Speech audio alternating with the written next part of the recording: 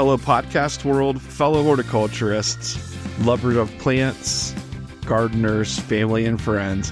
Welcome to Shrubby Buddies, the podcast, friends with woodies for garden goodies. I'm host Matt Guthrie. And I'm host Tim Fleischer. Coming at you from Central Ohio, Zone 6B. We're just a couple of public horticulturists and certified arborists with experience in education, landscape design, gardening, retail, and wholesale. So grab a drink, polish your pruners, dust off that kneeling pad, and let's get down to business.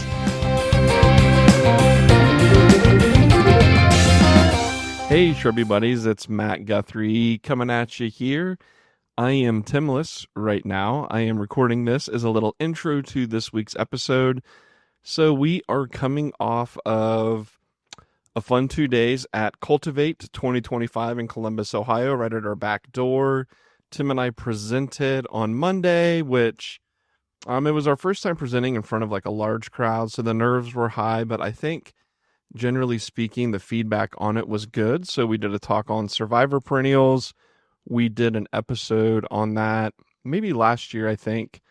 So this was kind of a about an hour-long presentation on that. But while we were at Cultivate, we kind of walked around and talked with friends of the show, old friends, new friends, all of that good stuff. And we recorded it while we talked with them. And that is going to be this week's episode for you all. So enough of me, and let's just dive right into this. I hope you all enjoy it, and not hopefully, but we will be back next week with our kind of normal, our normal show or whatever, topic to be determined, but yeah, and we hope to have a special guest on soon, since we had to skip last week due to some issues that I had here at home. So we'll talk about that at a later time. Anyways, let's get to it. Hope you enjoy. Love y'all harder. +2. Hey, Shrubby Buddies. We are here with Marjolaine from Leo Burby Bulb Company. How are you, Marjolaine? Oh, great. How are you guys? I love this. We are doing good. We're wonderful. So, We're here at Cultivate 25. yeah, we're just walking around, and we wanted to talk to some different people here at the show. Friends. We're talking to friends. Yeah, talking to friends here at the show, and just ask a couple of questions. So I think, Tim, you had the first question you wanted to ask. I'm going to lead it off, and this Okay. is the serious one, the heavy hitter. All right. This is All right. a serious I'm ready. question. Okay. Whose mustache is better? Matt. Dang it. That's the right response. Oh, man. I know, Tim's but got a little Tim, work. I know. Well, I was a little surprised because Matt, I feel like, has been rocking the mustache for a long time, and I feel like this is something new for you. So is this new? Just No. the opposite. Yeah, he's Really? But- he's had it longer. I think the Oh. difference between Matt and I is I trim, Matt doesn't, because I don't like them getting in my mouth. Okay. So I keep my mustache tidier. I could see that. So- Yes. All But right. your brother Bob grows the best mustache. Well, well, I can't even say this.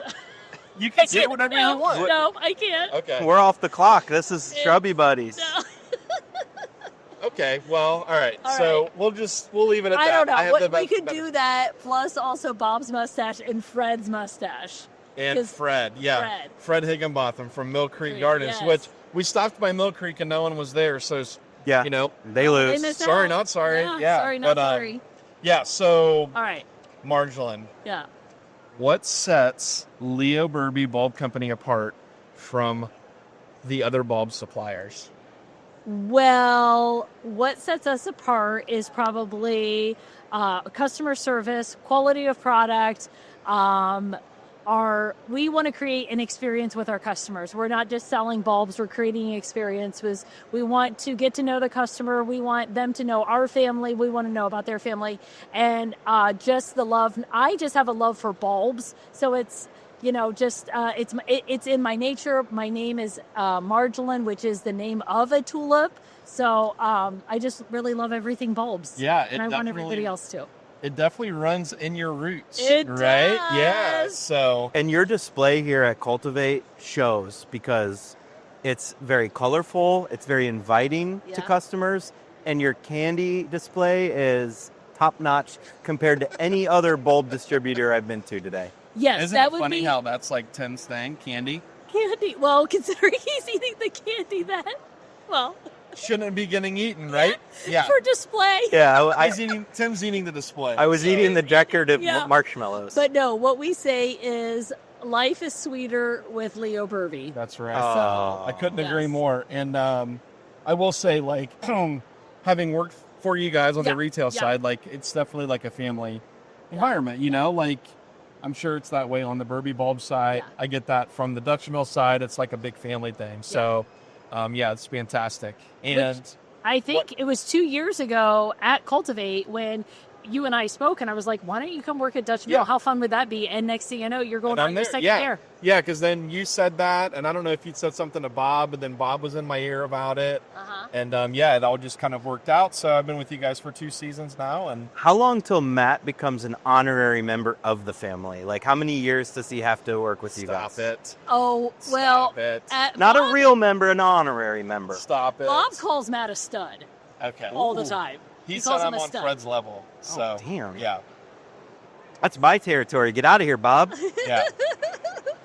So Matt's blushing. I am blushing. I don't know what to say about that. Yeah. So, all right. So we don't want to take up too much of your time. But what was the last question we wanted to ask? Oh, okay. Yeah. Something fun and easy. Like if someone was going to order some stuff from Burby Bulb Company, say this fall, like Yeah. fall bulbs, Yeah. because I know you guys are pushing the fall bulb Yep, thing right now. that's right. What is one bulb? Like Marjolaine's pick? Best Leo Burby's best bulb. What is it for the fall? Leo's Burby's best bulb, I would say, would be a Darwin hybrid salmon impression tulip. It is absolutely one of my favorites. Okay. It is a showstopper whether you are a cut flower farmer or a botanical garden or the city of Dublin? the city of Dublin municipality. Salmon impression is probably one of my favorite tulips. And that's a Tried and Darwin? true. Yep. Okay. Mhm. Okay. Yep. Salmon impression. You heard it here first, Yeah. folks. Yeah. Yes. I'm gonna have to get some to put in the garden at my house. Yes. Yes. For sure. Awesome. Well, Marjolaine, thank you. Thank you, Appreciate guys. it. Thank you, I Mark. didn't want to take much of your time, but we wanted to make sure and get you on here. That was So- fantastic. I am honored. So Cool. awesome. Awesome. Thank you. Marjolaine. Thanks. What's up, Shrubby Buddies? We're here with the Ohio State University Department of Horticulture and Crop Science. We're at the booth manned by Bree and Molly, and this is Cultivate 25. And we're just going to ask you ladies a couple questions, if you don't mind. Awesome. Uh, How about you give them the microphone, Tim, so that yeah, they can. I'm going to give them the Okay. microphone. I just want to say, Ohio State is our friends because we're in Ohio. I'm a product of Ohio State. My wife is a product of Ohio State, and we all love the Buckeyes. So Yes. that's why we're here Go Bucks. with our friends. Go Bucks. So I'm going to start with a tough one. Favorite tree, and I'll start with Molly. I'm going to have to go with the Chinese maple. Chinese maple. Great Chinese- tree. Beautiful tree. Okay. You can bonsai it, by the way. Okay. So the bonsaiable Chinese maple. Okay, get kind of fancy with it over there. And Bree, Stick to the classic, a palm tree. A palm tree. Okay, so Hmm. both of those are the wrong answers because the only right answer was the Ohio Buckeye tree. Come on. Obvious. Too obvious. Wow. is that two played out? It's, too overdone, maybe. Okay. Well, Okay. well, that was a fail on our end. So Okay, so we got Chinese maple and palm tree. Yeah. All right, fine. That's just an open-ended question. Yes, we I did. know, we did. There was a wrong answer, Yes, we did. so... all right. So last question we want to ask you guys, and then let you go, is what kind of programs do you offer undergraduate students at the Ohio State University that are wanting to pursue a career in like landscape horticulture, turf grass management, whatever that may be? Well, it's actually all covered under one major these days to keep it easy for y'all. Sustainable plant systems, super cool. You can do everything from turfgrass science specialization, controlled environment agriculture specialization to horticulture under that. So one name, sustainable plant system, has it all. Perfect. I love it. What do you think, Tim? Is that it? Yeah. We're good? Yeah, I think we're good. Okay. You look really, doesn't he look awkward? All right, Shrubby Buddies, we are here with Peter and Joey from the Refertilizer Company out of Watertown, New York. Watertown, New York, originally up in Canada. Okay, Yeah. originally from Canada. Yeah. In New York now. Yeah, so we are with these guys to talk some fertilizer, but I know, Tim, you had a question first, right? An icebreaker question for these guys? I'm going to So go what ahead and ask the icebreaker here. All right. Okay, fellas, Yeah. if you could only refer to marijuana by one term for the rest of your life, would you choose ganja, dope, or Mary Jane? Diggity dank. I'd say dope. I like my personal preference, though, personally, is nugs. Nugs. Nugs. Okay. Yeah, I like Got any nugs. nugs? So nugs would be the first choice out of your vocabulary, Yeah. but out of the three choices I gave you, dope, You would go dope. Yeah. Who would you go? Ganja? What was the other option? ganja, dope, or Mary Jane? I'd probably either go ganja or because dope gives it too much of like a Yeah. street drug connotation. Damn kids are smoking dope again. Yeah. All right. Yeah, so there's a musician that I like that used to call it the Diggity Day. A guy named Keller Williams. I don't know if anyone's ever heard of Keller Williams or not, but yeah. Anyways, yeah. So cool, guys. So we got dope and we've got Nugs. nugs. All right, nugs. Yeah, gotcha. So refertilizer. I love the name. What is it exactly that you guys have to offer? Like for somebody, I would assume the recreational grower, the home grower. Yeah. So what do you have to offer? So, there's a lot of stigma around this plant, and we really want to help people be successful on their first grow. So we try and do as much hand-holding as possible. There's no mixing or measuring with our brand. We have a 3-part system, start, grow, bloom, and we have a lot of like blog posts and websites just to really help that people are going to be successful on their first grow. Because my brother always says, like, cannabis is a gateway drug to gardening. Yeah. And like if you get people successful growing cannabis the first time, they're going to enjoy doing it. It's just a new hobby for them, really. Yeah, absolutely. Yep, I agree. Yeah, so the cannabis industry is pretty new to Ohio. I mean, as far as like the legalization of it goes. So this is like exciting. I know we talked before recording that, we saw this at Dutch Mill Greenhouse. We saw the seeds. But yeah, I think that a product like this is fantastic because we get a lot of people that come in that want to know about nutrition and all of that stuff with the plant. And we just don't have a lot to offer them that would be specifically for growing cannabis. So fantastic for you guys to be coming out with this. It's super cool. I'm really intrigued by it. So I got to say, the state of Ohio has been fantastic for our brand. When a state first legalizes it, it takes about 18 months to 2 years for, dispensaries to show up, all the red tape for the state to sort of solve. So the first opportunity people have to dabble in cannabis is growing their own in their backyard. Yeah. And like I said, the whole state of Ohio just sort of blown up over the last 2 years for us since legalization. it's good news for you guys, right? Yeah. Great. Yeah, it's great. I actually have a legit question that just came to my mind. And I don't know, I don't want you to tell any of your trade secrets, but I see these fertilizers and these starter things going on here. What would be like the one thing that would set apart the growing media from like a geranium to a pot plant? Like what's... A geranium. Well, maybe not. Or like a tomato plant. Something that most people would grow on their patio in a The pot. key differentiator that I really see with refertilizer and why I really wanted to work with refertilizer was a lot of the nutrient companies out there will give you the very basic, and then they'll sell you another amendment. They'll sell you your CalMag. They'll sell you everything else. And that, one, it's not really costly. And two, it's very intimidating to the early beginner grower. And so we really put all of that. Can you put other stuff? Absolutely. And use other stuff alongside refertilizer, but do you need to? No. And so that is what I saw as the big benefit, is it's all in one, 3 parts, nothing else, super easy, not intimidating. And then with all the support we provide, it just ensures that people are going to have a good, successful grow. Yeah, so you guys aren't really, your product's not geared towards the mad scientist guy. No, it's like the Women I've never grown it before and I want to grow it at home. Yeah. Make me successful. So yeah, that's great, guys. I mean, the other difference I'd say between tomatoes and growing cannabis is you can just pluck a tomato and eat it when you're done. Curing, drying your cannabis. That's where people get a little confused at the end. we try and do as much hand-holding as possible because we realized pretty early on if someone spends 4 months growing a plant and they have a crappy experience drying it, curing it, making a tincture edible or balm, they're never going to grow it again. Yeah. We're really trying to make sure that people start a new hobby, so to speak. Yeah, cool. Very good. Awesome. Very good. Thank you so much for your time today. Appreciate it. Yeah. Hey, Shrubby Buddies. We're here at Cultivate 25, and we are at the Ohio State University Department of Horticulture and Crop Science booth. And I am here with a current student, Olivia. Hi, Olivia. Hi. We're glad to be talking to you today. Nice to meet you too. Thank you. Would you mind introducing yourself and telling us where you're from? Yeah, so I'm Olivia. I'm a current master's student right now in horticulture and crop science. I'm part of the Sustainable Greenhouse and Nurseries Lab. Okay. So I'm focusing on production of woody liners. That is wonderful. And so you're a master's student focusing on the production of woody liners. Would you mind telling our listeners what a woody liner is? Yeah, so woody liners are small plant material. So this is where all of the big trees and shrubs you see start.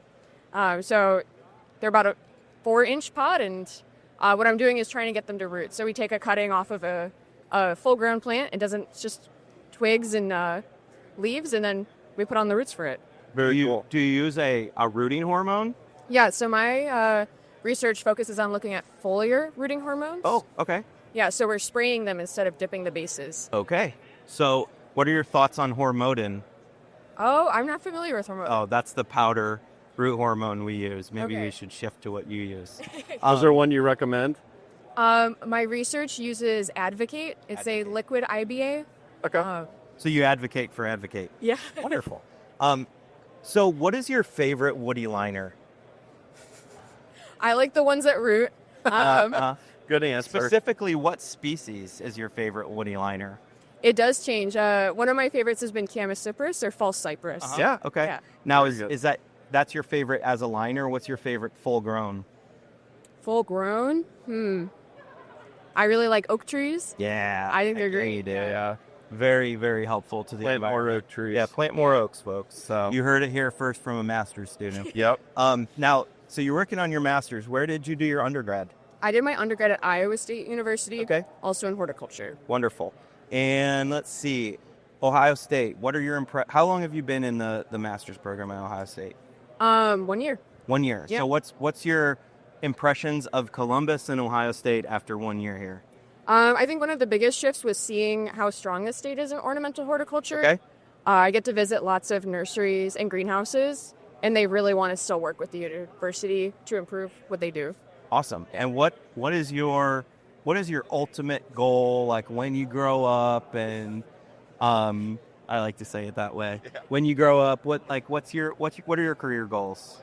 I want to keep doing what I'm doing. I want to develop relevant research, so how to make production better, easier for the people that do it.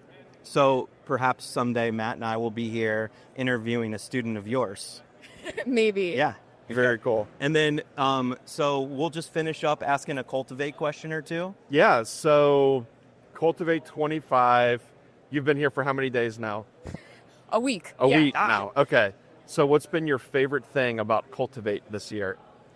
I've really liked talking to so many companies. Okay. I feel like it's been very optimistic and hopeful to see how much the horticulture industry is supporting each other in this time. Yeah. Perfect. Good deal. All right, Olivia. Well, Tim's taking a picture there, so we'll all get in for that. And yeah, it's been great talking with you. Yeah. Thanks for taking a few minutes out of your day to entertain us with this. Thanks. So, Thank you, Olivia. It was a pleasure speaking with you. yeah. Thank you. Thank you. Perfect. Hey, that was bomb-tastic. Perfect. That was good, right? All right, guys. We're here at the C-Pro booth at Cultivate 25 with JC. JC, how are you doing today? Pretty good, dude. Yeah? Yeah. So this is take two of this because that is okay. the first one I screwed up and it didn't catch any of that stuff. So we're Technology, I'll tell you what. gonna recreate this chemistry with JC, people. All right, let's do it. Yeah. So JC, you work with C-Pro, and what is it exactly that you do for the company, and kind of what does the company do? So Okay. Well, let's start with the company. okay, let's start with the So- company. The company headquarters in near Indianapolis, but we have facility all throughout the country, basically. Okay. And we are a small pesticide manufacturing company. So we make insecticide, herbicide, fungicide, plant growth regulators, different kind of things. All So- kinds of stuff. Oh yeah, all kinds of stuff. So what I do for CPRO is I am, well, the title is something like technical development manager. Basically, it's the guy that do research and The gopher. product development, yeah, basically, and technical support. Yeah, there you go. Well, I needed your technical support for this earlier. So, Not yeah. that kind of technical support now. oh, okay. Well, that's no fun. Sorry. yeah. But you know what? Being an entomologist, I can be fun too. Yeah, for sure. And you grew up in Malaysia, and I've never been to Malaysia, but I've heard of Malaysia. And when I travel anywhere, I'm a food guy. I want to go food first. I want to go eat the food. Malaysia would be perfect for that. Tell me if I ever went to Malaysia, if I had to get one dish, what would be my first thing I should eat? Well, do you like spicy food? Yes. Okay, awesome. Now, if I've been in the state for 30 years, Okay. more than 30 years. But anyway, the one dish, if I ever go to any Malaysian restaurant, that is almost my barometers for how authentic they are, is rendang. Okay. Spelled Rendag. Rendang. Okay. Rendang. Okay. So rendang is a dry curry, Oh, typically okay. with beef. Yeah. So You're speaking our language. and that is for me the quintessential Malaysian Nice. Dish. I like that. I like Wonderful. But again, Malaysia is like perfect for food because we have immigrants from China, we have immigrants from India. There's indigenous Malaysian people or, Malays, and we have European influences because Malaysia was a colony of several European countries for Yeah. quite some time. So you got all these influences coming in. All these wonderful regions of food. So Sounds wonderful. You get just about any food you can ever imagine, Yeah. and they steal ideas from each other. So you ended up having Chinese food that's spicy, okay, or Indian food that have some Chinese element. Okay. Yeah. So I think one of our next moves, Matt, is to find a good Malaysian restaurant here in Columbus. Or go to Malaysia. Oh yeah, yeah, but we'll let's go do to Malaysia. yeah. Well, Let's- can you sit on a plane for 23 hours? No. And also now that I just find a restaurant here. Then. I can't do it. Just now find that a I restaurant. now that I think about it too, we don't like the heat. Oh yeah, it's And a it's- tropical country. It's so very Is it hot humid? and It sticky is. It is Oh. humid Oh, boy. and hot. Oh, and lots of insects probably, right? Lots of insects, yeah. and lots shit of that'll kill you, right? Yeah. Oh, yeah. oh, boy. Yeah. All Let's stay away. Well, Let's just so find a good restaurant. Just stick with a good Malaysian okay. restaurant. I'll hit the forums and find a good Yeah. one here Find in a good Columbus. find a But good one. since we're talking about killer insects in Malaysia, and you are an entomologist, JC, would you mind telling us if you could be any type of insect, what type of insect would you be? Well, often I don't think about what kind of insect I can be. Yeah. Everybody asking me is like, Yeah. what's your favorite insect? So it's kind of boring question. But what kind of insect do I want to be? I want to be a stick insect. A stick insect. Yep. A stick insect is an insect that mimics a stick and has Correct. stick-like So, appendages. If you ever look at it, it's like this insect that is long and skinny with long and skinny legs. They would just hang onto the sticks and they'll move almost like based on the wind. Okay. So Yeah. to mimic themselves as stick. Yeah. That is They are not in a hurry to get anywhere. okay. Maybe one of these days in my life I'll get to that stage. Yeah. So you don't want to be in a hurry and you kind of want to hide from people, right? Oh, wait, no. Yeah. Yeah, All right. basically. Yeah. Oh, that's When I get to that, well, in my job right now, since I do a lot of technical support, I can't be introvert. I have to, Yeah. yeah. Yeah. Yeah, that's have to true. get out and really. So maybe in uh, retirement you can do a little bit of that, right? Well, maybe I then become recruits. Who knows? yeah. And There you go. your favorite insects? My favorite insects are actually scale insects. Now, well, that's simply because I went through graduate school. That's basically So what scale insects and mealybugs. mealybugs, Yeah. scale insects. Again, the common theme is they just hang there. Yeah. Hanging out. Yeah, Do anything. You don't notice them.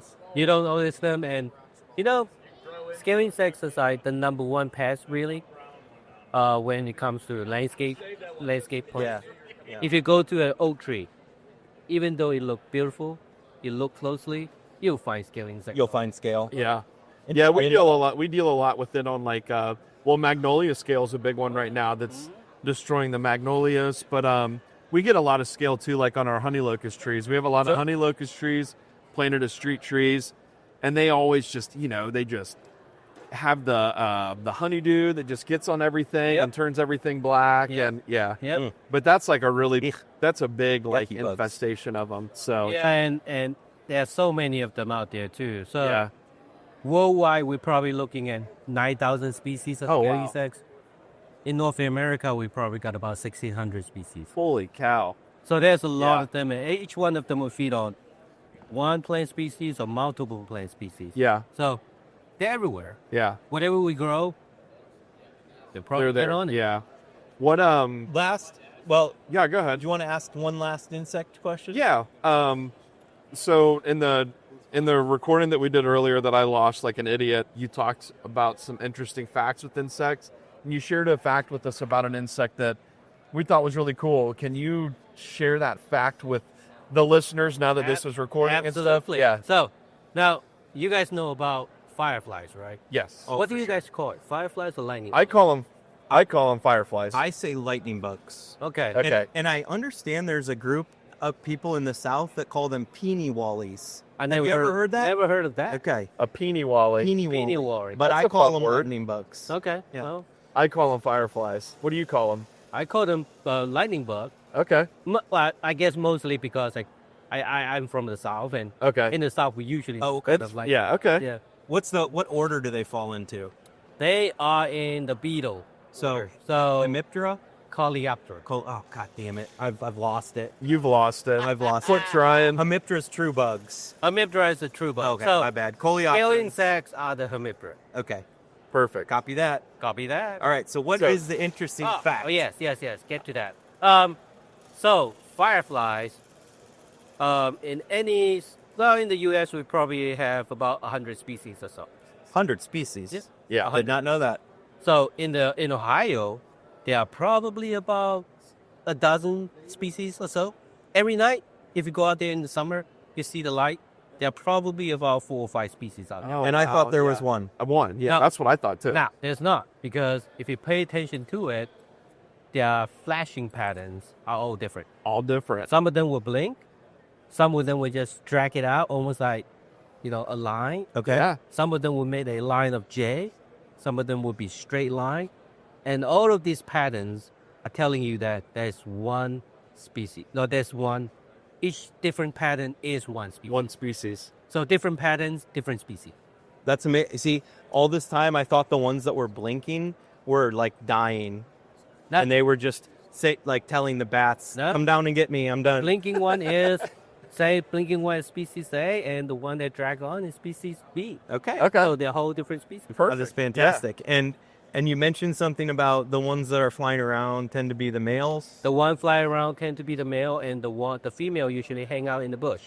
So the male will fly around, they'll blink, sort of advertising themselves. Yeah, like, hey, come And look the at me. female, baby. if she's interested, she would blink, and the male would see it and come down. Okay. And even the female has their own way of blinking, so the male can tell.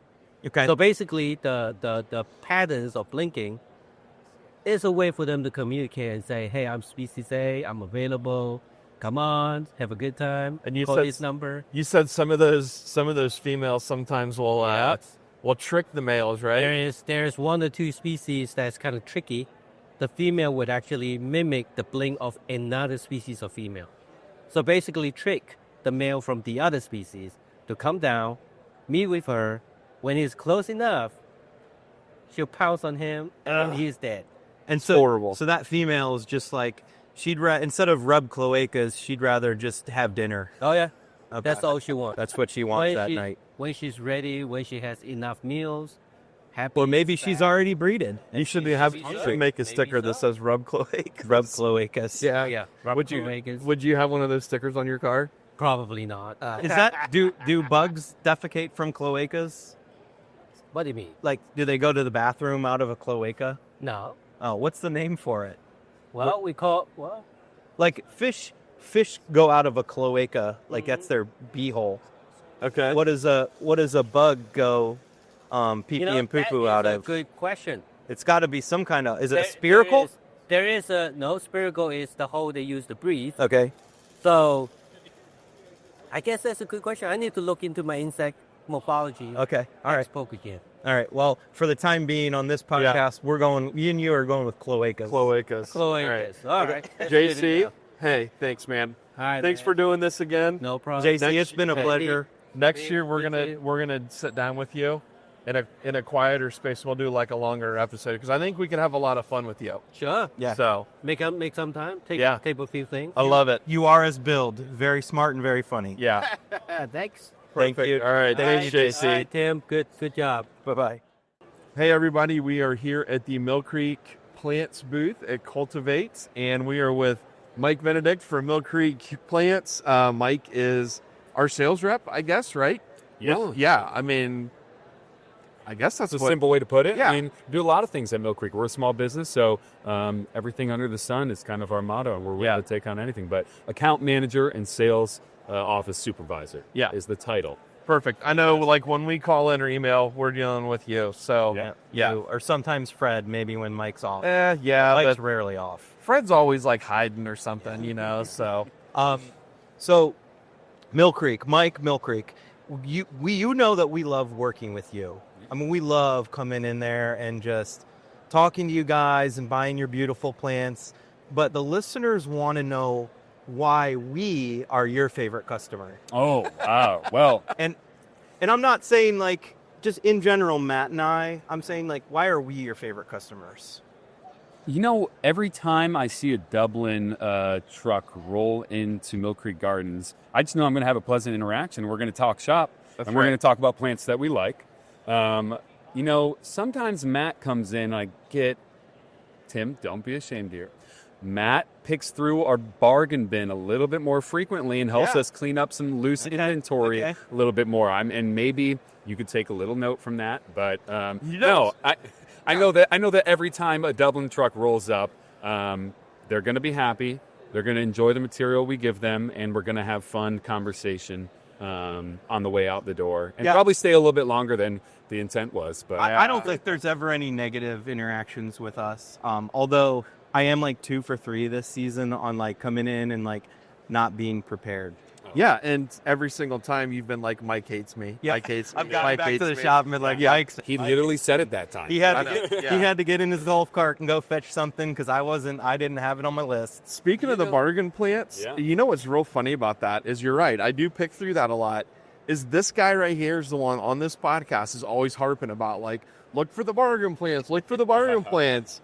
But he never spends any time himself looking through the bargain plants. You know, because I'm working hard. I'm not thinking about myself. No, you know, if you buy something, you're going to have to go home and plant it. And that involves being outside. And when you shop what we call our plant rescue area, which is you know, maybe perennials that have overstayed their welcome in a pot, they need to be planted to really revitalize them. You know, it gets down to the odds and ends. But you can easily walk out of there with too many plants, and you get home on a hot summer day. You're like, I got to do what now? Yeah, exactly. And you forget, I also have to argue with Megan about where these things are going. Yeah, I'd have to argue with It's my not as simple for me. Yeah. So, no arguing here. She gets in full reign of the art. She has no clue what I'm even doing. She's just like, plants, cool. The less you know. So, yeah.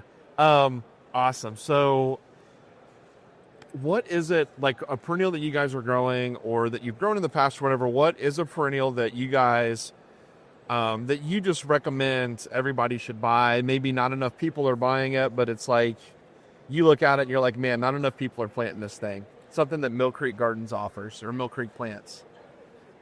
Yeah.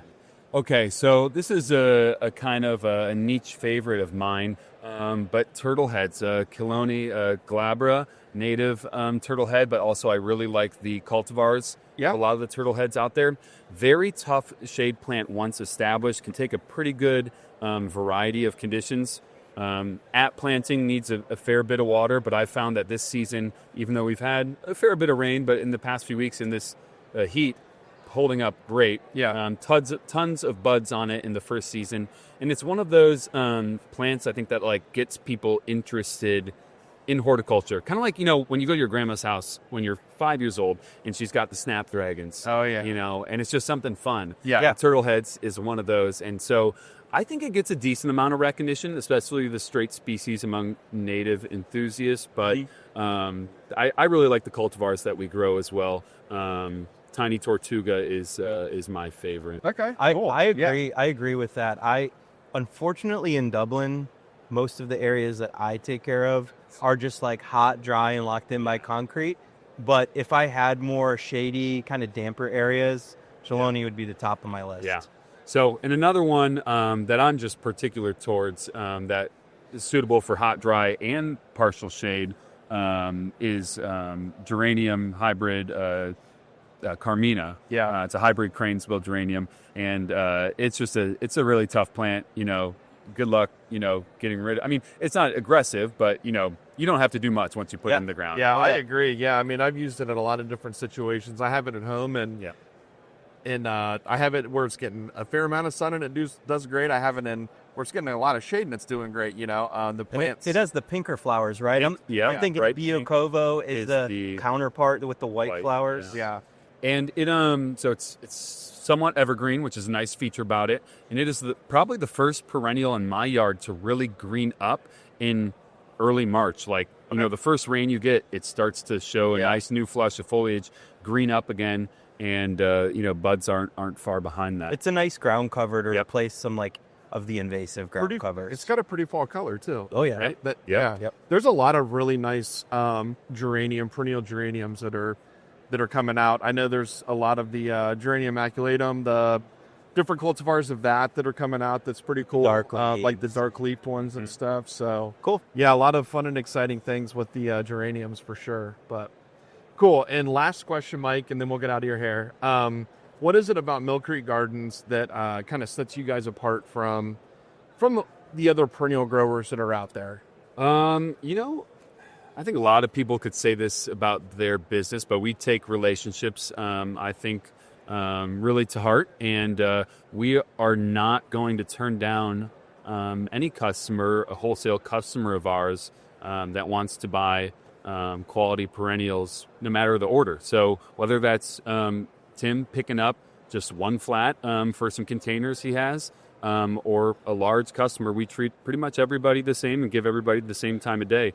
And I think that's key and crucial to the success of Mill Creek over the years in building and maintaining those relationships. Yeah, and one thing that I noticed too that you didn't hit on with Mill Creek from the outside looking in is just the family kind of atmosphere that Mill Creek has. I mean, every time I'm in there, it's like you guys are a family, and there are brothers, like a whole crew of brothers that work there together. We literally have a crew of brothers of our shipping team. Yeah. They are phenomenal. They are incredibly hardworking and pretty comical, feed off each other a little bit over there in the shipping department. And you're right. No, I think everybody at Mill Creek gets along, and I think that's just driven home by the common thread and purpose of Mill Creek of providing high quality plants and relationships as a result. Yeah. I'll echo what Matt said about when I get to Mill Creek, I just feel welcome to family. The place is immaculate and clean, which you don't always get in this industry. And so it's just a good looking place. And I also forgot to mention that you dabble in shrubs and annuals, and we've really appreciated that because of our proximity in Dublin to you guys. It's so great having kind of that one-stop shop there for things where we can put in the ground. Yeah, absolutely. And then I did have one more piggyback. What was that? I Well, forgot before it. you piggyback on that, let's flip the script and let's ask the Shrubby Buddies a question. Shit. Okay. One plant that you're not currently getting from Mill Creek Gardens that you would love to see us grow in, let's just say, a gallon-size perennial container. You go first. You want me to go first? Yep. Are you guys growing Calumet? Yes, we should have that in our late summer offerings. We've gone through phases of having cultivars, of having the straight species, but during your talk yesterday, I was like, yeah, bingo, that's a great plant. Yeah, so that's one that I I didn't think you guys had it last year, but it's good to hear that you've got it for a late summer crop. I mean, another one that in our talk yesterday that I was raving about was autumnmore grass. I'm an ornamental grass guy, so Cecularia autumnalis.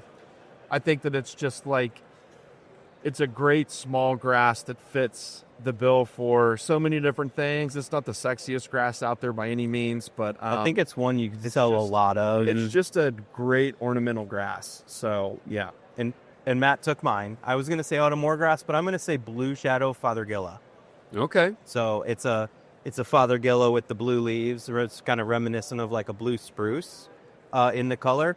And I don't know, fothergillas seem to really be picking up steam. And that blue shadow is I know we do one cultivar currently, and I don't know it off the top of my head. Mount Airy. Mount Airy. Mount Airy, That's the one. Yeah. And then there's another cool one I haven't seen anyone grow. That's what is it? Legends of the Fall. Legends of the Boom. I don't know. Something weird. Yeah. Anyways. That blue shadow. And then I remembered thank you for that question. That was wonderful, Mike. I do remember what I was going to ask. Will you, if there's for our like local listeners or semi-local, where might they find Mill Creek's product if they're shopping retail? Like where? Yeah. What types So of let's say you're a Central Ohio listener. The Oakland nurseries and garden centers you can find at all those locations. Strader's Garden Centers will sometimes carry Mill Creek material. And if you're outside the outer belt, there are places such as Fisher's in Reynoldsburg or Groovy Plants Ranch that also may have some of the Mill Creek perennials, but not to mention another local spot, Dutch Mill Greenhouses in Marysville is another great vendor. And they are also a vendor of ours on the wholesale side too, but they also have a great retail operation.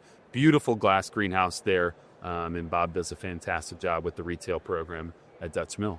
Perfect. Mike, from the bottom of my heart and my mustache, because we are mustache triplets right now. And Mike's got a damn good one. Mike always has a great mustache. I would like to say Sometimes it's hidden by a beard, and it's looking good. Yeah. So thank you very much for talking. We really appreciate it was fun. Yeah. Always good to be on Shrubby Buddies. Thanks for having me. Thanks. You. Well, that wraps it up for this week's episode. I hope you all enjoyed listening to those interviews as much as we loved talking with our friends at Cultivate.